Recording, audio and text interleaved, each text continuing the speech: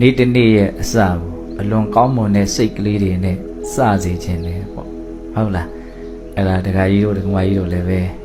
ဒီရှိနေ့တိုင်းအဲ့ဒီဘာဝနာ၅မျိုးနဲ့နေ့ရက်တွေကိုအစပြုနိုင်မယ်ဆိုရင်အလွန်ကောင်းမှာနော်ပြင်ဘက်ကဘေးတွေအန္တရာယ်တွေလည်းမကြမရောက်ရအောင်နော်ကိုလေ့ကျင့်လိုက်တဲ့ကိုအားထုတ်လိုက်တဲ့အဲ့ဒီသူတော်ကောင်းတရားကကာကွယ်မယ်စောင့်ရှောက်မယ်ပြီးရင်ကိုယ့်ရဲ့စိတ်နှလုံးထဲမှာနော်ပူတဲ့လောင်တဲ့ပင်ပန်းစေတတ်တဲ့နော်ကိလေသာအန္တရာယ်တွေမကြမရောက်အောင်လည်းပဲကာကွယ်စောင့်ရှောက်နိုင်ပါလိမ့်မယ်ဟုတ်လားဒါကြောင့်အဲ့ဒီအာရခတရား၄ပါးနဲ့တတိပဋ္ဌာန်ဘာဝနာဆိုတဲ့ဘာဝနာတရား၅မျိုးရဲ့အကြောင်းကိုဒီနာယီဝက်လောက်လေးမှာဘုန်းဘုန်းတို့မှတ်သားကြည့်နော်ပထမဦးဆုံးဘာဝနာကအာရခတရားကဘာလဲဆိုတော့ဗုဒ္ဓနုတ္တိဘာဝနာတဲ့ဗုဒ္ဓနုတ္တိဆိုတာမြတ်စွာဘုရားရဲ့ဂုဏ်ကိုအဖန်ဖန်အမှတ်ရတာစဉ်းစားတာဆင်ញံတာဘုန်းဘုန်းတို့ကိုယ်ဝယ်နေတဲ့မြတ်စွာဘုရားဟာကိလေသာခတ်သိမ်းငြိမ်းတော်မူတယ်ကိလေသာအပူဓာတ်တွေငြိမ်းတဲ့အတွက်ကြောင့်စိတ်နှလုံးဟာပဂရိအေးချမ်းတော်မူတယ်အရဟံဂုဏ်ပေါ့နော်တလောကလုံးမှာသီလအဖြစ်တမာရီအဖြစ်ပညာအဖြစ်အမြင့်မြတ်ဆုံးဖြစ်တော်မူတဲ့အတွက်ကြောင့်တတ္တဝါအားလုံးတို့ရဲ့ပူဇော်အထူးကိုခံယူတတ်တယ်ဒါလည်းပါလေအရဟံဂုဏ်ရဲ့အတိတ်ပဲနော်အရဟံဂုဏ်ရဲ့အတိတ်ပဲများစွာရှိတဲ့အနက်က2မျိုးလောက်တော့နားလည်ရမယ်ပေါ့နော်မြတ်စွာဘုရားရဲ့စိတ်နှလုံးဟာဘလောက်ပဲလောဘဖြစ်เสียအာယုန်နဲ့တွေ့လောဘဖြစ်တယ်ဆိုတာမရှိဘူးဘလောက်ပဲမကြည်နဲ့เสียကောင်းတဲ့အာယုန်နဲ့တွေ့ဒေါသဖြစ်တယ်ဆိုတာမရှိဘူးဟုတ်လားအဲ့လိုလောဘဒေါသအပူဓာတ်အလောင်ဓာတ်တွေလုံးဝကင်းဝေးတဲ့အတွက်ကြောင့်မြတ်စွာဘုရားရဲ့စိတ်နှလုံးဟာပဂရိငြိမ်းအေးတော်မူတယ်လို့အာယုန်ပြုတတ်ဖို့ဆင်ញင်တတ်ဖို့နှလုံးသွင်းတတ်ဖို့လိုတယ်ပေါ့နော်ပြီးတော့သီလသမารိပညာအဖြစ်အကြီးမားဆုံးအမြင့်မြတ်ဆုံးဖြစ်တော်မူတဲ့အတွက်ကြောင့်မြတ်စွာဘုရားပူဇော်ထူးကိုလည်းခံယူတတ်တယ်အရဟံဂုဏ်ပေါ့အရဟံဂုဏ်ပြီးရင်ဘုန်းဘုန်းတို့ဂုဏ်တော်အနန္တရှိတဲ့နှက်ကသမ္မာသမ္ဗုဒ္ဓဂုဏ်ကိုဆင်ញင်တက်ရမယ်သမ္မာသမ္ဗုဒ္ဓဆိုတာဘာလို့တည်တဲ့တည်လိုက်တဲ့တရားအလုံးစုံကိုမဖောက်မပြန်ကိုယ်တိုင်မှန်မှန်ကန်ကန်တည်တော်မူမြင်တော်မူတယ်တည်เสียတရားအလုံးစုံကိုဆရာမကူတရားကူဉာဏ်ဖြင့်ကိုယ်တော်တိုင်တည်တော်မူတယ်နော်ဒါလို့ရင်ဆင်းရဲမယ်ဒါလို့ရင်ချမ်းသာမယ်ဒီလိုလှုပ်လို့ရှိရင်တော့ဘဝတန်တရားဝိဒုက္ခကလွတ်မြောက်သွားမယ်အစရှိသဖြင့်မြတ်စွာဘုရားနော်ဒီတည်တဲ့တည်လိုက်တဲ့တဘာဝတရားအလုံးစုံကိုတည်တော်မူတယ်မြင်တော်မူတယ်ဒါကိုဘုန်းဘုန်းတို့တည်အတိုင်းမြင်အတိုင်းမြတ်စွာဘုရားဟောပြတော်မူခဲ့တယ်ပေါ့တကယ်စင်စစ်မြတ်စွာဘုရားနော်လောကကြီးရဲ့ဟုတ်လားဒီတရားတွေကနော်ချမ်းသာကြောင်းတရားဖြစ်တယ်လေ့ကျင့်မယ်ဆိုရင်ကိုယ်တန်တန်မှာဖြစ်အောင်လုပ်မယ်ဆိုရင်ချမ်းသာမှုကိုဖြစ်စေတယ်ဒီလိုသိနော်ဒီတရားတွေကလုပ်မယ်ဆိုရင်တော့ကိုယ်ကိုဆင်းရဲစေလိမ့်မယ်ပင်ပန်းစေလိမ့်မယ်ဒီလိုသိတယ်ဟုတ်လားဒီတရားတွေကကြိုးစားမယ်ဆိုလို့ရှိရင်တော့ဘဝဝိဒုက္ခတွေလုံးဝချုပ်ငြိမ်းပြီးတော့လွတ်မြောက်မှုချမ်းသာကိုရလိမ့်မယ်လို့မြတ်စွာဘုရားအကုန်သိတယ်တကယ်စင်စစ်မြတ်စွာဘုရားကဖန်တီးသူမဟုတ်ဘူးတွေ့ရှိသူပဲဟုတ်လားကုသိုလ်တရားတွေကနော်ချမ်းသာမှုကိုဖြစ်စေလို့မြတ်စွာဘုရားကဖန်တီးလိုက်တာမဟုတ်ဘူးအကုသိုလ်တရားတွေကဆင်းရဲမှုကိုဖြစ်စေလို့မြတ်စွာဘုရားဖန်တီးလိုက်တာမဟုတ်ဘူးမဲခင်ရှင်ပါတရားဟာနော်တန်တရားလွတ်မြောက်ကြောင်းတရားဖြစ်စေလို့ဖန်တီးလိုက်တာမဟုတ်ဘူးဟုတ်လားအကုသိုလ်တရားတွေဟာဆင်းရဲတဲ့ပင်ပန်းစေတဲ့နောင်လဲယုံညံ့တဲ့ဘဝကိုပို့တတ်တဲ့အစွမ်းရှိတယ်ဒါသူတို့ရဲ့ပင်ကိုအစွမ်းပဲဘုရားကလှုပ်ထားတာမှမဟုတ်တာဟုတ်လားဘုရားသိတာပဲဟောဒါလှုပ်ရင်တော့ဆင်းရဲမှာပဲအဲ့ဒါလှုပ်ရင်ဆင်းရဲမှာပဲဒါပဲဟုတ်လားကုသိုလ်တရားတွေဟာချမ်းသာစေတယ်သက်သာစေတယ်နောင်လည်းပဲကောင်းမွန်တဲ့ဘဝတွေကိုရစေတယ်အဲ့ဒါကုသိုလ်ဟာဒီလိုဖြစ်စေလို့ဘုရားဖန်တီးလိုက်တာမဟုတ်ဘူးနော်ကောင်းတဲ့စိတ်တွေကောင်းမြတ်တဲ့အလုပ်တွေဟာဒီလိုမျိုးချမ်းသာကိုဖြစ်စေနိုင်တဲ့စွန့်ရည်တတ္တိတွေရှိနေတယ်ဆိုတော့မြတ်စွာဘုရားသိမြင်တာပဲဒါကိုနားလည်ဖို့လိုတယ်ဟုတ်လားအဲ့လိုပဲတမ္မာဒိဋ္ဌိခေါင်းဆောင်တဲ့မဂ်ခင်၈ပါးဒီသူတော်ကောင်းတရားကြီးဟာဘဝဝိဒုက္ခကနေလွတ်မြောက်သွားစေတယ်နိဗ္ဗာန်ချမ်းသာကိုမျက်မှောက်ပြုစေနိုင်တယ်နိဗ္ဗာန်ချမ်းသာကိုဆက်ရောက်စေနိုင်တယ်ဒါလည်းမြတ်စွာဘုရားမဂ်ခင်၈ပါးနိဗ္ဗာန်ကိုဆက်ရောက်စေတယ်လို့ဆက်ရောက်စေလို့ဖန်တီးလိုက်တာမဟုတ်ဘူးဒီမဂ်ခင်၈ပါးတရားမှာနိဗ္ဗာန်ကိုဆက်ရောက်စေတဲ့အစွမ်းတတ္တိရှိနေတယ်ဒီလမ်းဟာ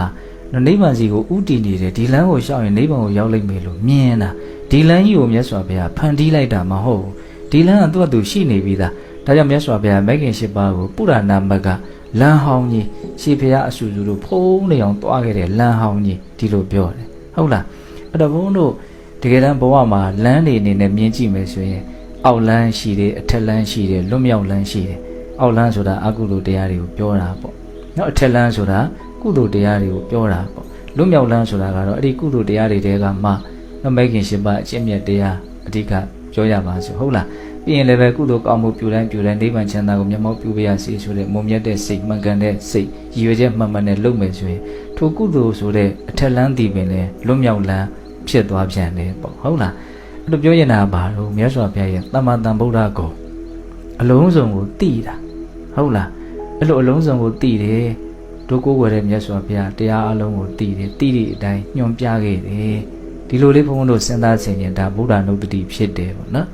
အရဟံဂုံရဲ့သမ္မာသမ္ဗုဒ္ဓဂုံရဲ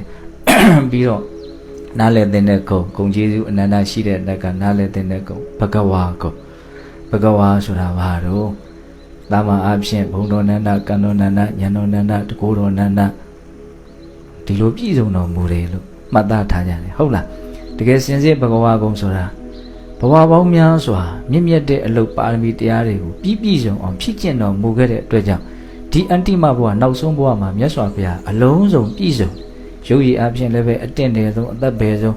ဉာဏ်ပညာအဖြစ်လည်းပဲအထက်မြတ်ဆုံးဟုတ်လားသူတော်ကောင်းတရားအဖြစ်လည်းပဲအပြည့်စုံဆုံးအမွန်မြတ်ဆုံးမြတ်စွာဘုရားမှာအဖက်ဖက်ကဘာလေးမှလူလေသေးမရှိပြည့်စုံတယ်သူအကြောင်းတရားတွေကိုပြည့်စုံအောင်လုပ်ခဲ့တာဆိုတဲ့အခါကျတော့ဒီဘဝအကျိုးရလဒ်ကအကုန်လုံးပြည့်စုံနေတယ်နောက်ထပ်ဘဝတစ်ခုလည်းပဲထပ်ပြီးတော့ဖြစ်เสียမရှိတော့တဲ့အတွက်ကြောင့်ပါရမီတရားတွေကုသိုလ်တရားတွေကအဆုံးစွန်ဒါသူ့ကိုဝိုင်းပြီးတော့အကျိုးပေးကြတယ်ဒါကြောင့်မြတ်စွာဘုရားလုံးဝပြည့်စုံတော်မူတယ်ပြည့်စုံတဲ့လူသားပေါ့နော်ဖြည့်ခြင်းခဲ့တဲ့ပါရမီတော်အနန္တတို့ကြောင့်လောကီလောကုတ္တရာကောင်းမြတ်သောဂုဏ်ဖြာဖြာတို့ဖြင့်ကောင်းစွာဂုဏ်လုံးပြည့်စုံတော်မူပါသောမြတ်စွာဘုရားဘဂဝါဘုန်းရဲ့အတိတ်ပဲဟုတ်လားအဲ့တော့ဘုံဘုံဂုဏ်ကျေးဇူးအနန္တရှိတဲ့နှက်ကဂုဏ်တော်၃ပါးပြောလိုက်တယ်အရဟံဂုဏ်ရဲ့သမ္မာသမ္ဗုဒ္ဓဂုံရဲ့ဘဂဝါဂုံရဲ့အဲ့ဒါကိုတခါတည်းပါတော့ဘယ်လိုလုပ်မလဲနမောတတ္တဘဂဝတောအရဟတောသမ္မာသမ္ဗုဒ္ဓတ္တအကောင်းဆုံးဘုရားရှိခိုးပဲဟုတ်လားအရဟတောကိလေသာခတ်သိငြိမ်းတဲ့ဖြင့်ပဂတိအေးချမ်းတဲ့စိတ်နှလုံးရှိတော်မူသောသမ္မာသမ္ဗုဒ္ဓတ္တအလုံးစုံသောတရားတို့ဖောင်းပြန်မှန်မှန်ကန်ကန်ကိုယ်တော်တိုင်တည်တော်မူမြင်တော်မူသောနတ္တတဘဂဝတောထိုပြည့်စုံတော်မူသောမြတ်စွာဘုရားအားနမောရှိခိုးခြင်းသည်အတူဝတ္တုဖြစ်ပါစေတည်းအကောင်းဆုံးဘုရားရှိခိုးပဲအဲ့ဒါလေးနဲ့နေ့တစ်နေ့ကိုစနိုင်အလွန်ကောင်းလို့နော်ဒါဗုဒ္ဓနုတ္တိဘာဝနာကိုယ့်ရဲ့စိတ်နှလုံးမှာရာဂဒေါသမောဟဘေးတွေအန္တရာယ်တွေမကြမရောက်အောင်ကာကွယ်နိုင်တယ်အပြင်ဘက်ကအန္တရာယ်တွေလည်းပဲမကြမရောက်အောင်သူ့အစွမ်းစားနဲ့သူကိုယ့်ရဲ့စိတ်နှလုံးကအလွန်ကောင်းနေရင်တုံတယုံဘေးဆိုးအန္တရာယ်ဆိုကာကွယ်နိုင်တယ်ပေါ့နော်ဒါကြောင့်သူ့ကိုအာရခတရားလို့ပြောတယ်နော်ဒါဗုဒ္ဓနုတ္တိဗုဒ္ဓနုတ္တိပြီးတော့ဘာလာမလို့မေတ္တာဘာဝနာမေတ္တာဆိုတာတတ္တဝါအားလုံးရဲ့ပုံမှာချမ်းသာစေခြင်းနဲ့စိတ်ကလေးထားတာမေတ္တာဆိုတာတတ္တဝါတွေကိုချမ်းသာစေခြင်းနဲ့စိတ်ကလေးကိုမေတ္တာလို့ပြောတာဟုတ်လားပြမနဲ့လူတတ္တဝါဟူသည်မြတ်ဘေးရန်ကင်းကွာကိုယ်စိတ်နှဖျားချမ်းသာချမ်းသာကြပါစေလို့စိတ်ပါလက်ပါတတ္တဝါတွေရဲ့ပုံမှာဘေးရန်ကင်းစေခြင်းနဲ့စိတ်ကျမ်းမာရေးကောင်းစေခြင်းနဲ့စိတ်နှလုံးစိတ်ဝငြိမ်းအေးစေခြင်းနဲ့စိတ်ကလေးထားရတယ်မေတ္တာစိတ်ကိုထားတဲ့နေရာမှာကိုချင်းစာစိတ်ကလေးနဲ့ကြိုးစားရတယ်ကိုဘလောက်ဘေးအန္တရာယ်ကင်းခြင်းတို့ဘေးတွေအန္တရာယ်တွေမတွေ့ခြင်းဘူးမကြုံခြင်းဘူးကိုဘလောက်ကျမ်းမာရေးကောင်းခြင်းတို့ကိုဘလောက်စိတ်ချမ်းသာခြင်းတို့ကိုပြန်စစ်ကြည့်ပါနော်အဲ့လိုပဲတတ္တဝါတိုင်းဟာဘေးရန်ကင်းခြင်းညတယ်ကြောက်ကြတယ်လန့်ညတယ်ဟုတ်လားတတ္တဝါတိုင်းဟာခန္ဓာကိုယ်ကျမ်းမာရေးကောင်းမွန်ခြင်းနဲ့ဒီတိုင်းနေကောင်းနေရင်သာမသိတာနေမကောင်းတော့ဘူးဟေ့ဆိုတာနဲ့ကျမ်းမာခြင်းနဲ့စိတ်ကအထွတ်အတိတ်ပဲဟုတ်လားပြီးတော့တတ္တဝါတွေကဘာလို့နှလုံးစိတ်ဝငြိမ်းအေးခြင်းနဲ့စိတ်ချမ်းသာခြင်းနဲ့တောကတွေနဲ့မနေခြင်းဘူးစိုးရင်ထိတ်လန့်မှုတွေနဲ့မနေခြင်းဘူးဟုတ်လားအဲ့လိုမျိုးဘုန်းတို့တွေဟာတတ္တဝါတွေရဲ့နော်အလိုဆန္ဒကိုနားလည်ပြီးတော့တတ္တဝါတွေလိုလားတောင်းတတဲ့ကောင်းကျိုးချမ်းသာရကြပါစေလို့စိတ်ထဲကနော်ဘေးရန်ကင်းစေခြင်းနဲ့ကျမ်းမာရေးကောင်းစေခြင်းနဲ့နှလုံးစိတ်ဝငြိမ်းအေးစေခြင်းနဲ့သဘောလေးထားတာအဲ့ဒါကိုခေါ်တော့မေတ္တာဟုတ်လားအဲ့ဒီမေတ္တာအလုံးတရားမှအစွမ်းတတ္တိကြီးမားတယ်ဒါကြောင့်မြတ်စွာဘုရားကဒီမေတ္တာတရားနဲ့ပတ်သက်ပြီးတော့အများကြီးသူ့ရဲ့အကျိုးအာနိသင်တွေကိုဟောပြတာရှိတာပေါ့နံပုံညာဘိက္ခွေမာပါယိထဒုက္ခတိတံဒီဝဆန္တယ ယဟန်တို့ကောင်းမှုကိုမကြောက်ကြနဲ့ကောင်းမှုဆိုတာချမ်းသာဒုက္ခရဲ့နာမည်တစ်မျိုးဖြစ်တယ်လို့အဲ့လိုဟောပြီးတော့လှုပ်ခိုင်းတဲ့ကောင်းမှုကဘာဖြစ်ဆိုမေတ္တာဖြစ်နေဟုတ်လားသူဘဝတစ်ခုလုံးက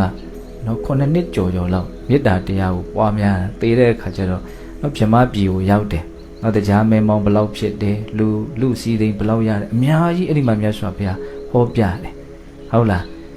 းပြီးတော့လူတိုင်းတည်နေတဲ့မေတ္တာအကျိုး7မျိုးအိမ်နိုးချမ်းသာကောင်းစွာအိမ်မက်ချစ်လျက်လူနဲ့စောင့်လက်နတ်များစိတ်မိသားတို့ရှောင်ရှားကိုမှာလျင်စွာစိတ်တီးရွှင်ကြည်မျက်နှာသေကမတွေ့လားလေပြမှာဆက်တဖြာတည်မေတ္တာပွားမှုအကျိုးတွေမေတ္တာတရားရဲ့စွမ်းရည်တတ္တိအကျိုးပေးအန္တိသင်ကြီးမားပုံကိုဘုရားလွယ်လို့ဘယ်မှတိတိကျကျပြည့်ပြည့်စုံစုံသိနိုင်မှာမဟုတ်ဘူးဟုတ်လားဒါကြောင့်မေတ္တာကိုအားကိုးသင့်နော်မေတ္တာစိတ်ကလေးကိုဘုန်းဘုန်းတို့ရဲ့အတွင်းတန်တာမှာထပ်ခါဖြစ်အောင်ကျိုးပန်းအားထုတ်သင့်တယ်ပေါ့ဟုတ်လားတနေ့3ကအိုးတရားဖြင့်ချက်ခါထမင်းကျွေးမွေးခြင်းထက်မယွင်းစင်စစ်နှုတ်တညစ်စာကျိန်3ကမျှမေတ္တာပွားများကြိုးကြီးမားသည်ဘုရားမြတ်စွာမိန့်ခွန်းလေးရောက်တယ်မို့လားနော်တနေ့ကို3ကအိုးကြီးတရားနဲ့ထမင်းတွေဟင်းတွေချက်ပြီးတော့ကျွေးတဲ့ကုသိုလ်ထက်လက်ရှိတစ်တွက်လောက်3ချိန်လောက်စစ်မှန်တဲ့မေတ္တာထားလိုက်ရခြင်းကပိုးပြီးတော့အကျိုးအာနိသင်ကြီးမားတဲ့ကောင်းမှုကိုပြုဟာရောက်တယ်လို့ဘုရားမြတ်စွာဘုရားဟောတယ်ဟုတ်လားဒါကြောင့်နေ့တစ်နေ့ရဲ့အစမှာဗုဒ္ဓနှုတ်တတိမြတ်စွာဘုရားရဲ့ဂုဏ်ကျေးဇူးကိုစဉ်းစားမယ်ပြီးရင်ဘာလုပ်မလို့တတ္တဝါတွေရဲ့ပုံမှာမေတ္တာထားမယ်ပေါ့နော်အချိန်ကာလနည်းနည်းလေးပဲဖြစ်ကိုယ်စိတ်ကလေးကိုကြည်လင်တန့်ရှင်းသွားအောင်ကိုယ့်ရဲ့စိတ်ကိုဒေါသမိလောင်တာတွေနည်းအောင်ဘုန်းတော်အဲ့ဒီရည်ရွယ်ချက်နဲ့ကြိုးစားရမေတ္တာထားတယ်မေတ္တာဘာဝနာပွားများတယ်ဆိုတာတတ္တဝါတွေကိုချမ်းသာစေခြင်းနဲ့နော်စိတ်နဲ့ထားတာလည်းတစ်ပိုင်းပေါ့ပြီးတော့နောက်တစ်ပိုင်းကကိုယ့်ရဲ့စိတ်နှလုံးကိုအလိုမကျမှုဒေါသမီးတွေလောင်ကျွမ်းမှုနည်းအောင်တနည်းအားဖြင့်ဒေါသရဲ့နှိမ့်ဆက်ခြင်းကနေပြီးတော့နော်တတ်တာရအောင်ဒေါသကြောင့်ဆင်းရဲတဲ့အနေအထားတွေကလျော့ပါသွားအောင်ဘုန်းဘုန်းတို့ဒီရွယ်ချက်နဲ့လည်းမေတ္တာကိုပွားရတယ်။များသောဖြင့်ဘုန်းဘုန်းတို့စိတ်တွေကနော်အလိုမကျမှုတွေစိတ်တိုင်းမကျမှုတွေဒေါသတွေနဲ့ပဲနေကြတာများတယ်။ဒေါသဖြစ်ပြီးဆိုရင်လည်းပဲသက်မဲ့တွေပုံမှာဖြစ်တာတဲ့သက်ရှိတွေပုံမှာဖြစ်တာကအပုံကြီးများတယ်ဟုတ်လားသက်ရှိတွေမှာလည်းပဲဘယ်ပုံမှာဖြစ်နေတာများလူတွေပုံမှာပေါ့နော်လူတွေပုံမှာရောတိတဲ့လူနဲ့မတိတဲ့လူစုပုံမှာပိုဖြစ်တယ်တိတဲ့လူတွေဟောအမျိုးမျိုးဖြစ်နေကြတာဟုတ်လားအဲ့တော့ကိုယ့်ရဲ့စိတ်ကြီးကအလေးအကျင့်ကြီးလို့ဖြစ်နေတယ်တခုခုထစ်ကနေတွေ့လိုက်တာနဲ့အလိုမကျဟုတ်လားအလိုမကျနော်အဲ့ဒီအလိုမကျမှုဒေါသဘေးကနေပြီးတော့ဘုန်းတို့လွတ်ကင်းအောင်ဒေါသဘေးတန့်တာနည်းအောင်မေတ္တာကိုအားကိုးရတယ်မေတ္တာဓာတ်အားကြီးသွားပြီဆိုရင်တုံးတိုင်းအလိုမကျတဲ့အနဲ့တွေ့လဲအလိုမကျမှုမဖြစ်ဘူးမေတ္တာရဲ့စွမ်းအားကြောင့်နော်ငြိမ်ငြိမ်အေးအေးဆက်ပြီးတော့ဘုန်းဘုန်းတို့နေလို့ရတယ်ဒီသဘောလေးကိုပြောတယ်နော်ဗုဒ္ဓနုတ္တိမေတ္တာပြီးတော့ပါတော့မရဏနုတ္တိဟောသေခြင်းကိုအဖန်အမှတ်ရဘဝရဲ့ရှင်သန်မှုဆိုတာသေဆုံးခြင်းဖြစ်ပဲအဆုံးသတ်ရဒါဟုတ်ပြီသိကြတယ်ဟုတ်လားအဲ့ဒီအမှန်တရားကိုစဉ်းစားတဲ့နေရာမှာဘာဘုံဘုံတို့ထပ်ပြီးတော့ထည့်သွင်းဖို့လိုတော့ဆိုတော့အချိန်မရွေးဆိုတာကိုထည့်သွင်းဖို့လိုတယ်။နောက်ပျက်စီးရမှာတော့သိကြတယ်ဟုတ်ပြီ။ဘယ်ချိန်ပျက်စီးမှာလဲဆိုတော့ဘယ်ချိန်ဖြစ်ပျက်စီးနိုင်တယ်။ဘုံဘုံတို့ခန္ဓာကိုယ်ကြီးကမပျက်စီးနိုင်တဲ့အချိန်ဆိုတာတကယ်တမ်းကမရှိဘူး။မပျက်စီးသေးတာပဲရှိ။မပျက်စီးနိုင်တဲ့အချိန်မရှိဘူးဆိုတာကိုကံအကြောင်းတရားလေးကိုကြည့်ရင်ပို့ပြီးတော့ဘုံတို့ထင်ရှားရှားသိနိုင်တယ်ပေါ့။နော်ရှင်သန်မှုရဲ့နော်မသေးကြဘူးမရေရာဘူးကံအကြောင်းတရားလေးတွေကိုကြည့်ပြီးတော့စဉ်းစားတတ်ဖို့လိုတယ်။ဘုန်းတော်ဘဝမှာရှင်သန်နေတယ်ဆိုတာကံစိတ်ဥဒုအာဟာရအကြောင်းတရား၄ပါးပုံမှာနော်အကြောင်းခံပြီးတော့ရှင်သန်နေတာ။အာဟာရဆိုရင်တော့အလွန်သိတာတဲ့အကြောင်းကိုလွန်ခဲ့တဲ့9ရက်လောက်ကစားဒီနေ့ထိဘာမှမစားဘူးဆိုဒီချိန်သေရောပေါ့ဟုတ်လားနော်ဥဒုအလွန်ကြမ်းတမ်းတဲ့အပူအေးလွန်ခဲ့တဲ့နေရာနေသေမှာပဲဟုတ်လားမခံနိုင်တော့တဲ့အပူမခံနိုင်တော့တဲ့အေးအေးရောင်သေမှာပေါ့ဟုတ်လားပြီးတော့ကတော့ကိုယ့်ရဲ့စိတ်ကသေလောက်အောင်ဆင်းရဲမယ်ပူလောင်မယ်ပျက်စီးမယ်ဆိုရင်လည်းသေနိုင်တာပဲဟုတ်ပြီအဲ့လို့ဆိုရင်အာဟာရရဲ့ဥဒုရဲ့စိတ်ရဒါအရန်ထင်ရှားတဲ့တိလာတဲ့အကြောင်းတရားကြီးတွေပေါ့ရှင်သန်မှုမှာဟုတ်လားအလွန်တိဖို့ခက်တဲ့တကယ်လဲအားကြီးနေတဲ့အကြောင်းတရားရှိတယ်အဲ့ဒါပေါင်းဆိုကံတရားပေါ့နော်အရင်ဘဝကအရင်ဘဝကလူဘဝမှာ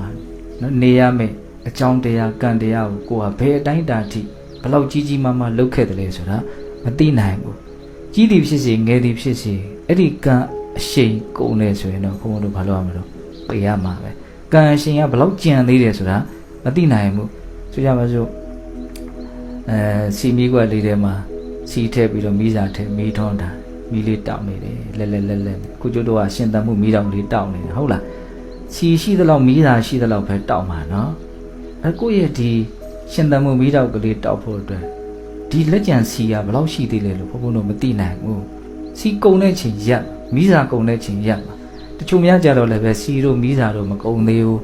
ဒါပေမဲ့လေတိုက်လို့တယောက်ကညှိမ့်တက်လိုက်လို့ရက်သွားတာလည်းရှိသေးတယ်အဲ့ဒါဥပိ္ပရှေကကံခေါ်တယ်အဲ့ဒါဟုတ်လားတဘောမှာရှင်သန်မှုရဲ့မသေးကြဘူးဘုန်းတို့စဉ်းစားရမယ်ဆင်ခြင်ရမယ်ဘဝသေးရမယ်ဘဝသေးမျိုးသေးနွယ်ဒီတဘာဝကိုစဉ်းစားခြင်းကအများကြီးလောဘဒေါသမောဟကိုနေပါစေတယ်ဘဝမှာအများကြီးအတိတ်ပဲရှိသေးတယ်လှုပ်တဲ့လှုပ်ထိုက်တာကိုမြန်မြန်လှုပ်ဖြစ်စေတယ်မလှုပ်တဲ့မလှုပ်ထိုက်တာကိုရှောင်ကျဉ်လိုစိတ်လည်းထက်သန်လာစေတယ်သိခြင်းတရားကိုစဉ်းစားလို့ဖြစ်တဲ့နော်အသိဉာဏ်ပညာအလွန်မှအစွမ်းထက်တယ်ဟုတ်လားဒါကြောင့်ငါရဲ့ရှင်သန်ခြင်းသည်မမြဲသိဆုံးခြင်းသည်မြဲ၏ဘယ်ချင်းသိမဲဆိုတော့ငါမသိနိုင်ဘူးဟုတ်လားကံကုန်တဲ့တနေ့ငါရဲ့ရှင်သန်မှုကရက်ဆိုင်သွားမှာဒီအမြင်ကိုဘုန်းဘုန်းတို့ကစိတ်ထဲမှာအမြဲတမ်းရှိနေစေရမယ်ပေါ့ဒီသဘောလေးနော်အရှိန်လေးနဲ့သွားနေတာနော်ဆိုကြပါစို့ဘုန်းဘုန်းတို့ခဏခဏပြောနေတာမြားတစ်ချောင်းကိုလေးပေါ်တင်ပြီးတော့တခါဆွဲပြီးတော့ပြစ်ထည့်လိုက်တယ်ဟာလေထဲကိုမြားတာပြေးတယ်နော်ဘလောက်ပြေးမယ်တော့အရှိန်ရှိသလောက်ပေါ့အရှိန်ဆိုတာထာဝရသဘောမဟုတ်ဘူးနော်ဟုတ်တယ်မဟုတ်လားလေးရကြီးရင်ကြီးသလောက်ပြစ်တဲ့လူအာကောင်းရင်ကောင်းသလောက်မြားတာကဖြောင်းရင်ဖြောင်းသလောက်အကြာကြီးပြေးမယ်ပေါ့လေထဲမှာဟုတ်လားဒါဒီဘလောက်ပဲကြာတယ်ပြောပြီးရင်တော့ကြာမှာပဲဒါပေမဲ့ကလေးတွေလှုပ်ထားတဲ့လေးလေးနဲ့ဟုတ်လားမြားလေးကလည်းကောက်တိကောက်ကွေ့တာလေးလောက်ပဲဆွဲပစ်လိုက်တယ်ဆိုရင်တော့50 ပေလောက်ရောက်မှာပေါ့ဒါပဲပြုတ်ကျသွားမှာအခုကကျုပ်တို့ကလေထဲမှာပြန်တန်းနေတဲ့အနေအထားပေါ့ဟုတ်လားမြားတံလေးလေထဲမှာပြန်တန်းနေတဲ့အနေအထားဘယ်သူအရှိန်နဲ့ပြန်ကံအရှိန်နဲ့ပြန်တန်းနေတာအရှိန်ဆိုတာထာဝရမဟုတ်ဘူးနော်ဘယ်ချိန်ကုန်မလဲဆိုတာတော့မသိနိုင်ဘူးဘလောက်အားနဲ့ပြစ်ခဲ့တယ်လေဒါဘုံဘုံစဉ်းစားမိတာလေးကိုပြောတာပါဟုတ်လားဒါကြောင့်ငါရဲ့ရှင်သန်ခြင်းဒီမမြဲတည်ဆုံးခြင်းဒီမြဲဤဆင်ញင်ရမယ်ဆင်ញင်တဲ့နေရာမှာအချိန်မရွေးဆိုတာထည့်ရမယ်ပြီးတော့လူတိုင်းတတ္တဝါတိုင်းဆိုတာလည်းထည့်ရမယ်ငါတယောက်တည်းတည်တဲ့သဘောရှိတာမဟုတ်တတ္တဝါတိုင်းတည်ရမှာဟာအဲ့ကျမှညာကပို့ပြီးတော့ကျဲပြန့်သွားတာ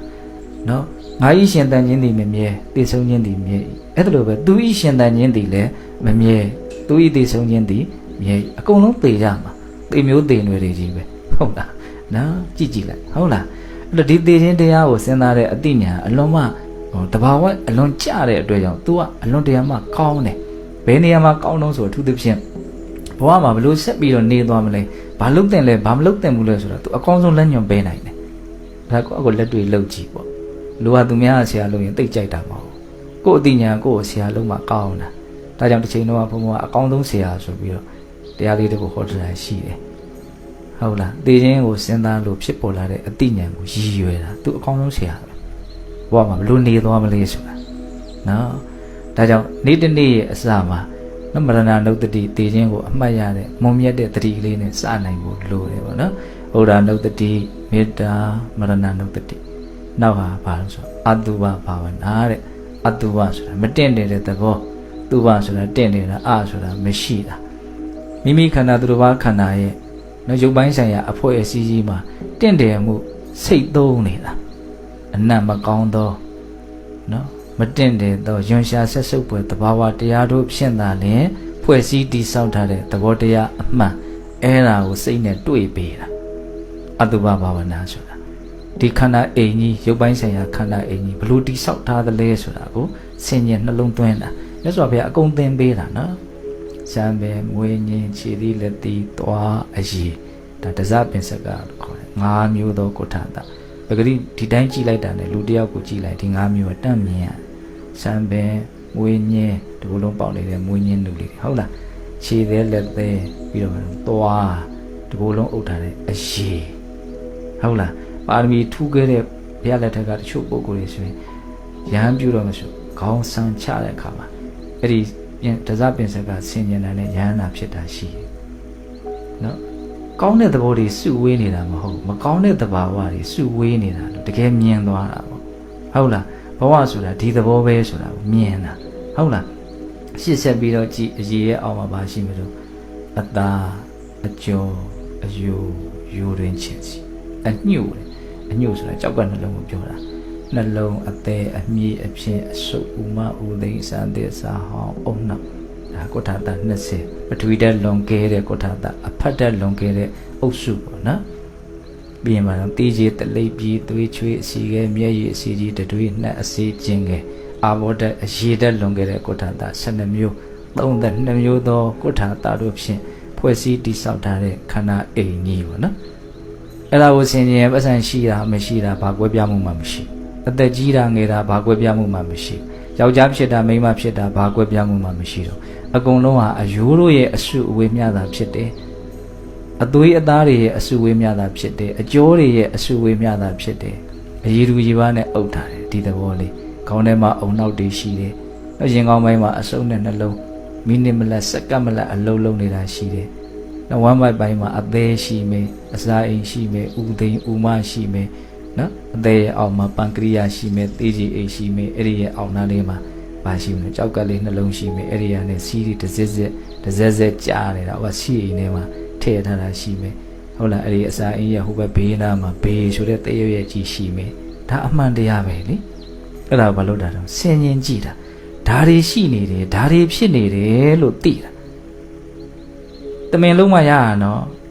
ဒီတိုင်းဆိုရင်ဘုန်းကတော့အဲ့ဒါကိုမြင်လားမမြင်ဘူးအိုတယ်လှတယ်ကြည့်ကောင်းတယ်ကြည့်မကောင်းဘူးငယ်တယ်ကြည့်ရဒါပဲဒီနားတင်ရက်နေတာစိတ်ကရှစ်ဆက်သိစရာသိရှိတာကိုမသိဘူးမြင်စရာရှိတာကိုမမြင်ဘူးအဲ့ဒီအတုပဘာဝနာလေအလွန်အစွမ်းထက်တယ်ရသော်ဘုရားဘယ်လောက်တောင်ဟောတော့သူ့ကိုလေအမတန်တေဘိက္ခွေပရိပုံစံတိရေကာယကတာတတိပရိပုံစံတိအကျဉ်ပုဂ္ဂိုလ်သည်32မျိုးသောကုဋ္ဌာတကိုဆင်ញင်ပြီးဆိုတဲ့ကာယကတာတတိကိုသုံးဆောင်၏ထိုသူသည်နိဗ္ဗာန်ကိုသုံးဆောင်ရသည်မြည်၏အဲ့လိုတောင်ဟောတာနော်ကိုအဲ့လိုဒါတွေရဲ့အစုဝေးတွေပဲလို့ဆင်ញင်နေတာနိဗ္ဗာန်ကိုတောင်သုံးဆောင်ရရောက်တယ်သုံးဆောင်အလွန်မွန်မြတ်လို့အဲ့ဒီစိတ်ကလေးကအလွန်မှငြိမ်သက်တယ်ငြိမ်အေးတယ်မွန်မြတ်တယ်ကျွတ်တော့ဒီတိုင်းအဲ့ဒီစိတ်မပါဘူးဒီအတုပသဘောမျိုးမပါဘူးဘဝကိုဒီတိုင်းပဲလူအချင်းချင်းကြည့်လိုက်တယ်ဆိုရင်ကျွတ်တော့နော်သူကဘာငါဘာအစင်အတန်းအနှိမ့်အမြင့်အဲ့ဒါတွေပဲမြင်ပြီးတော့အထင်ကြီးချင်းအထင်သေးချင်းတွေဖြစ်ပြီးတော့ပူလောင်ခြင်းနဲ့ပဲဘုံတော့အဆုံးသတ်သွားတရားအောင်မြင်လိုက်တာနဲ့အထင်ကြီးတဲ့သဘောအထင်သေးတဲ့သဘောပါပြီးသားဟောဆို तू ကဘာဆိုတာကိုဘုံတော့စိတ်ကအလိုလိုတတ်မှတ်တယ်ဟုတ်တယ်မဟုတ်လားအဲ့ဒီမှာအဲ့ဒီလိုစိတ်မျိုးကမြင့်မြတ်တယ်လို့ပြောမလားအထင်ကြီးချင်းထင်သေးချင်းကမြင့်မြတ်တဲ့သဘောမဟုတ်ယုံညံ့တဲ့သဘောစိတ်ကိုပူလောင်စေတယ်ပင်ပန်းစေတယ်လေးလံစေဟုတ်လားအဲ့တော့ကုဋ္ဌာတကိုမြင်တယ်ဆိုရင် तू အထင်ကြီးတွေကလည်းမရှိဘူးအထင်သေးတွေကလည်းမရှိဒါပဲလို့သိသူနဲ့ကိုယ်နဲ့လည်းဘာမှမထူဘူးအတူတူပဲလို့သိအရန်ကောင်းတယ်ဒီဟာဒါကြောင့်မြတ်စွာဘုရားနဧတာတိတေနကာယနာယောမိညေဩနမေတုပရမဝါဇာနေကိမိညတတအတ္တတနာဒီလိုခန္ဓာကိုယ်မျိုးကြီးနဲ့နေရရဲ့နဲ့မြန်သူများကိုထင်သေးမယ်ကိုယ့်ကိုထင်ကြီးမယ်ဆိုဒီလူဟာမိုက်မဲခြင်းကလွဲလို့တခြားအကြောင်းမရှိဘူးလို့ခေါ်တာမိုက်မဲတယ်ဆိုတာကိုယ်ခန္ဓာရဲ့အကြောင်းအမှန်တိုင်းမသိတာကိုပြောတာဟုတ်လားဒါကြောင့်အတုပဘာဝနာလုတ်တဲ့တယ်ပေါ့နော်ဒါနေ့တစ်နေ့ကိုအဲ့လိုဘာဝနာတရားလေးတွေနဲ့အဲ့ဒီလိုမွန်မြတ်တဲ့စိတ်ကလေးတွေနဲ့စတင်ဖို့လိုတာပေါ့နော်ဘုရားကုံကိုအာယုံပြုမယ်တတ္တဝါတွေရဲ့ပေါ်မှာနော်အလိုမကျတဲ့စိတ်တွေစိတ်တိုင်းမကျတဲ့စိတ်တွေနေပါအောင်မေတ္တာတရားလေးနဲ့ငြိမ်းငြိမ်းအေးအေးနေမယ်ဟုတ်လားပြီးရင်ပါကိုယ့်ဘဝရဲ့ရှင်သန်မှုဟာတည်မြဲနေတဲ့သဘောမျိုးအချိန်ဝေးပြတ်နိုင်တယ်တဲတဲလေးသွားနေတာဘဝရဲ့ကြောက်မက်ဖွယ်ကောင်းတဲ့အမှန်တရားဟောနော်ဒါကိုဆင်ញင်ရမယ်ပြီးရင်ပါတော့ဒီရုပ်ခန္ဓာအိမ်ကြီးဘလို့တိဆောက်ထားလဲဆိုတာကိုဆင်ញင်တာဒါကိုအရခတရား၄ပါးလို့ခေါ်တယ်အလွန်မုံမြတ်တဲ့တရား၄မျိုးပေါ့ဟုတ်လားစောင့်ရှောက်နိုင်တယ်စိတ်ကိုရောရုပ်ကိုရောစောင့်ရှောက်နိုင်တယ်ဒီသဘောလေးတွေကိုဘုန်းဘုန်းတို့ကနားလေရမယ်ပေါ့နော်ပြီးရင်နောက်ဆုံးကဘာလို့ဆိုတတိပဋ္ဌာန်ဘာဝနာတတိပဋ္ဌာန်ဘာဝနာဆိုတာကတော့နော်ဒါဘုရားအဆူဆူနိဗ္ဗာန်ရောက်ကြောင်းလမ်းအနေနဲ့နော်ဟောခဲ့ကြတယ်တကယ့်ကိုအမုံမြတ်ဆုံးသူတော်ကောင်းတရားတတိပဋ္ဌာန်ဆိုတာဘာလို့ဆိုကိုယ်ခန္ဓာမှာဘယ်လိုသဘာဝတွေဟာဘယ်လိုဖြစ်နေသလဲဆိုတာကိုအချိန်တိုင်းတတိထားပြီးအမှန်သိပြီးတော့နေတဲ့နေကိုတတိပဋ္ဌာန်တရားအထုတ်တယ်လို့ခေါ်တာဟုတ်လားကိုယ့်ကိုယ်ဘာဖြစ်နေသလဲဘယ်လိုဖြစ်နေလဲဆိုတာကိုပြစ္ဆုတ်ပန်တိုင်းမှာသိအောင်ကြိုးစားတာနော်ရုပ်ပိုင်းဆိုင်ရာကိုသိအောင်လုပ်တယ်ခံစားမှုပိုင်းဆိုင်ရာသိအောင်လုပ်တယ်စိတ်ပိုင်းဆိုင်ရာသိအောင်လုပ်တယ်ဓမ္မတဘာဝပိုင်းဆိုင်ရာသိအောင်လုပ်တယ်ဆိုတော့တတိပဋ္ဌာန်တရား၄ပါးရှိအနှစ်ချုပ်လိုက်ရင်ဒီခန္ဓာကြီးရဲ့ဖြစ်စဉ်ဘဝရဲ့သဘောတဘာဝကိုဖြစ်တိုင်းသိအဲမျိုးဆိုပြီးဘုရားစတင်ပြီးကာယ ानु ပဒနာတတိပဋ္ဌာန်ထဲမှာအကျုံးဝင်တယ်အာနာပါနာကစတင်ပြီးဟုတ်လားဝင်လေထွက်လေနောက်ခန္ဓာကိုယ်ကြီးရှင်သန်ဖို့အတွက်ဒီခန္ဓာကိုယ်ကြီးက သူလုံနေတာကိုကကြိုးစားနေတာမဟုတ်ဘူးကိုကတခါလေဝင်လို့ဝင်မှထွက်လို့ထွက်မှတော့သိတာမဟုတ်ဟုတ်လားဒီအဆုတ်နဲ့ပေါင်းပြီးတော့ခန္ဓာဘာလုပ်နေတော့အလုတ်လုံနေပါနော်သူလိုချင်တဲ့လိုအပ်တဲ့အောက်ဆီဂျင်ဓာတ်ကိုမရရအောင်ယူတယ်မလိုအပ်တဲ့အညစ်အကြေးဓာတ်ကိုမဖြစ်ဖြစ်အောင်ထုတ်တယ်အောင်ထားလို့မရဘူးဒီအမှန်တရားကြီးဘဝအတွက်အလွန်အရေးပါတဲ့အစိတ်အပိုင်းကြီးပဲဝင်လေထွက်လေဆိုတာဟုတ်လားအဲ့ဒီဝင်လေထွက်လေကိုဘာလို့မလို့တတိထားခိုင်းတယ်မြတ်စွာဒါဝင်နေတယ်ထွက်နေတယ်ဒါဖြစ်နေတယ်ဆိုတာသိနေဒီဥစ္စာသိဖို့ရမ်းခက်တယ်စိတ်ကဟိုဘက်ပြောပြခတ်နေတာတွေပဲအမြဲတမ်းသွားခြင်းတယ်ဒီနားနေဆိုရင်ခဏပဲပြီးရင်ဟိုဘက်ရောက်သွားဟုတ်လားအဲ့ဒါကိုဘာလို့မလဲလေ့ကျင့်ပေးရနော်ဝင်လေထွက်လေပေါ်မှာစိတ်ကလေးရှိနေလေ့ကျင့်ပေးတယ်အဲ့ဒါသဘာဝတရားတွေကြောင့်အများကြီးသိသွားတယ်ဘုရားကတော့ဒီဝင်လေထွက်လေကိုတကယ်ကိုထိရောက်အောင်လုပ်မယ်အဆုံးစုံလုပ်မယ်ဆိုရဟန္တာတောင်ဖြစ်မယ်လို့ဟောတာဟုတ်လားဒါသတိပဋ္ဌာန်ဘာဝနာတွေကဘုံကတခုပထမဦးဆုံးဟာလေးကိုပြောလိုက်တာသတိပဋ္ဌာန်တရားကိုမြတ်စွာဘုရားအများကြီးကြည်ကြည်ပြည့်ပြည့်ဟောတယ်လူရင်းကတော့ဒီခန္ဓာမှာဘာပဲဖြစ်နေတဲ့ဥစ္စာကိုအမှန်ကန်အမှတ်တတိလေးနဲ့တတိလေးထားပြီးတော့နေခိုင်းတာပါပဲအဓိကဟုတ်လားအာနာပါနာတော့တိတာလို့ထင်ရှားလို့ဒါကိုပြောလိုက်တာဟုတ်လားအဲ့ဒါဘာဝနာဘယ်နှမျိုးတော့5မျိုးနော်ဒါဘုံကနိုင်ဝက်လောက်ပြောမယ်ဆိုတော့နိုင်ဝက်ရှိသွားပြီနော်အဲ့ဒါဘဝမှာဒီတရားတွေဟာအလွန်မမြတ်တယ်ဆိုတာပင်ကိုဉာဏ်ရှိတဲ့လူတွေစဉ်းစားဆင်ခြင်ကြည့်မယ်ဆိုတော့သိနိုင်ပါလေဟုတ်လားဒါကြောင့်ကိုယ်နေ့ရက်တွေကိုစားတိုင်းမလက်ခင်းလေးမှာလှုပ်တဲ့နဲ့အ ਨੇ ဆုံးပေါ့နော်ပြီးရင်ညအေယာဝင်ကနေဒီနေ့ဒါနားယူတော့မယ်ခန္ဓာကိုယ်ကြီးမြင်ခဲ့ရကြားခဲ့ရတွေးခဲ့ရပင်ပန်းတော့ညကြတော့မနာလို့ကမရဟုတ်လားကြည်စရာတွေကြည်နားထောင်ကြရတယ်နားထောင်တွေးကြရတယ်တွေးပင်ပန်းပြီလေစိတ်ကောရုပ်ကောပင်ပန်းအဲ့ချိန်နားရင်နားမနားရင်ကျမ်းမာကြီးပါဖောက်မှာနော်ဟုတ်တယ်မဟုတ်လားအဲ့တော့နားကနေလေဒီ5မျိုးလေးနဲ့နားမယ်ဆိုရင်ကောင်းတယ်နော်နေ့တရက်စမယ်ဆိုရင်လေဒီ5မျိုးလေးနဲ့စနေ့တရက်ကိုနားတော့မယ်ဆိုရင်လေဒီ5မျိုးလေးနဲ့နားဘုရားဘုံကိုအာယုံပြုမယ်အတ္တဝအနန္တရဲ့ပုံမှာမေတ္တာထားမယ်ရှင်သန်ခြင်းဆိုတာမတည်မြဲတဲ့အရာမသေးကြတဲ့အရာလို့အမှန်သိပြီးတော့နေမယ်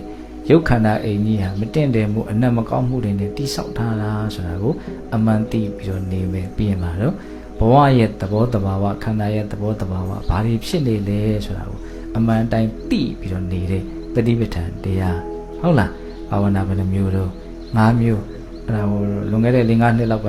စင်ကာပူမှာဟောတာရှိတယ်ဘာဝနာတစ်မျိုးမိနစ်50တနာရီလောက်ဟောတာရှိတယ်အဲ့ဒီတရားလေးရှားပြီးတော့နာကြည့်ဟုတ်လားဗုဒ္ဓနုတ္တိရဲ့မေတ္တာရဲ့မရဏနုတ္တိရဲ့အတုဝရဲ့တတိပဋ္ဌာန်ရဲ့တရား5ခုဟောတာရှိတယ်နော်ဒါကြောင့်အလွန်မွန်မြတ်တဲ့ဒီနေနီးထိုင်နေနဲ့နော်နေနိုင်ထိုင်နိုင်ကြတဲ့သူတော်ကောင်းတွေဖြစ်ကြပါစေလို့ဘုန်းတော်ဆန္ဒပြုပြီးတော့ဒီကနေ့ပြုလို့အထောက်ကြရတဲ့ဒါနသီလသမာဓိပညာကုသိုလ်ကောင်းမှုအစွတ်တို့ရဲ့စွမ်းတတ္တိကြောင့်ဘုရားတပည့်တော်တို့ဒီမဉ္ဇဉ်ဘုညမျက်နှိပ်ပံကိုလင်းမြန်ထုတ်ချောက်မျက်မှောက်ပြုရစေကုန်သောဟုပတ္တနာအောင်စုပြုရကုန်ရာတည်းဝါတုတဗ္ဗမင်္ဂလာရကံတုတဗ္ဗဒေဝတာတဗ္ဗဗုဒ္ဓနုဝဝေနတရာဒုက္ခိဝန္တုတိဝါတုတဗ္ဗမင်္ဂလာရကံတုတဗ္ဗဒေဝတာတဗ္ဗဓမ္မနုဝဝေနတရာဒုက္ခိဝန္တုတိဘဝတုတဗ္ဗမင်္ဂလာရကံတုတဗ္ဗဒေဝတာတဗ္ဗတံဃာနုဝဝေနတရာဒုက္ခိဝန္တုတိဒီတုမဂံတေတရားနာပိသပေါင်းတော်ကောင်းတို့စာတာအလုံးသောတတ္တဝအနန္တတို့အားတဗ္ဗမင်္ဂလာလောကီလောကုတ္တရာကောင်းဆိုသည်မြတ်မင်္ဂလာဝဝတိဘဝတို့ကောင်းစွာမသိဖြစ်တော်မူကြပါစေတည်း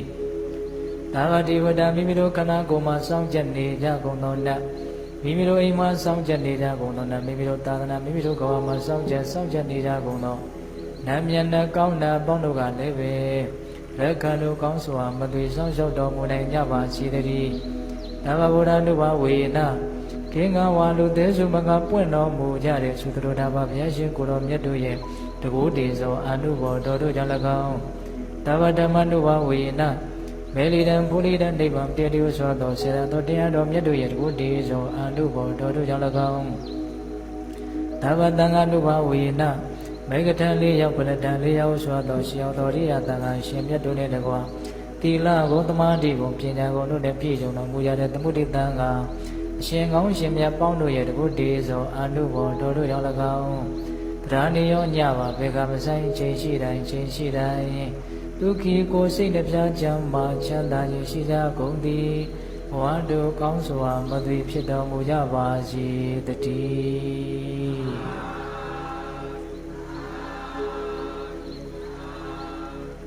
ကဲအလုံးမိမိတို့ပြုလုပ်ထားတဲ့ကုသိုလ်ကောင်းမှုအကျိုးကိုအာယုံပြုပြီးတော့ဒီကုသိုလ်ကောင်းမှုအကျိုးတို့ကြောင့်မဉ္ဇဉ်ပုညမျက်နှိပ်ပံကိုလင်းမြန်ထုတ်ချောက်မျက်မှောက်ပြုပါရစေလို့ဆုတောင်းကြမယ်တတ္တဝအနန္တကုသိုလ်ကောင်းမှုရဲ့အဖို့ပါကအညီမျှရပြီးတော့ချမ်းသာကြပါစေလို့စေနာမေတ္တာရှိထားပြီးတော့အမြတ်တမ်းမြတ်ပေးကြမယ်အလုံးညီညာညာလိုက်ပြီးတော့ဆိုရအောင်အရှင်ဖေယဘုရားတပည့်တော်တို့သည်ယနေ့ယခုပြုလုပ်အပ်သောဒါနသီလသမာဓိပညာကုသိုလ်ကောင်းမှုအစွတ်စွတ်တို့သည်မဲ့ညာဖို့ညာဉာဏ်နိဗ္ဗာန်ကိုမျက်မှောက်ပြုရန်အာကောင်းသောအထောက်အပံ့ဖြစ်ပါစေတည်းဤကောင်းမှုဤကုသိုလ်တို့ဤအဖို့ဘာကကိုအသက်ထင်ရှားရှိမရှိဖြစ်ကုန်သောဘိုးဘွားမိဘဆွေမျိုးသားချင်းတို့အားအစာထား၍30ဘုံကျင်လီခုံသောတတ္တဝအနန္တတို့အားအညီအမျှပေးဝေငှပါ၏အမျှရကြ၍ကိုယ်စိတ်နှဖျားကျမ်းမာချမ်းသာကြသည်ဖြစ်ကြပါစေသောကုသိုလ်အမြတ်အမြတ်အမြတ်ယူတော်မူကြပါကုန်လောသာဓုသာဓုသာဓု